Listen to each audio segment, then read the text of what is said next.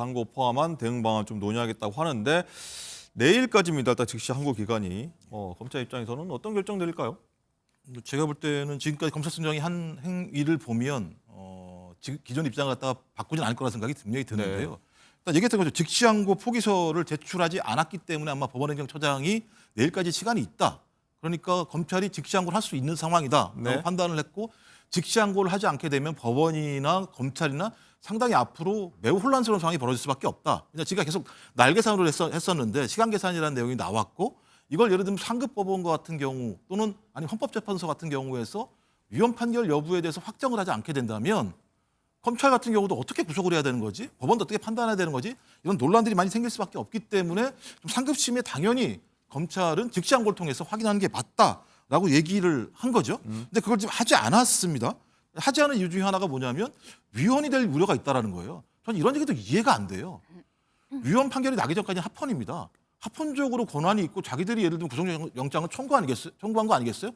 구속영장을 청구했을 때는 검찰 스스로가 대통령을 구속해서 수사할 이유가 있다라고 청구했는데 그 주체가 자기 권한이 있는데 권한을 행사하지 않았다고 얘기하는 건 앞뒤가 안 맞는 측면들이 분명히 있는 거죠. 전 그래서 검찰이나 법원이나 이 얘기를 해야 됩니다. 그러니까 좋다. 절차상의 문제가 있다고 치자. 그러면 구속 사유가 사라진 거냐?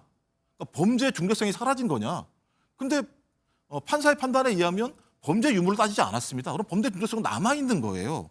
그다음에 증거인멸의 우려가 있다라고 법원이 구속영장을 갖다가 발부를 한 겁니다. 그러면 대통령이 오히려 안보다 밖에 나와 있으면 증거인멸할 우려가 더 큰 거잖아요. 여기서 설명이 없는 상황이고 그다음에 왜 대법 소위 예를 들면 지금 검찰총장을 비롯해서 대검에서 이 부분에서 회의를 하죠.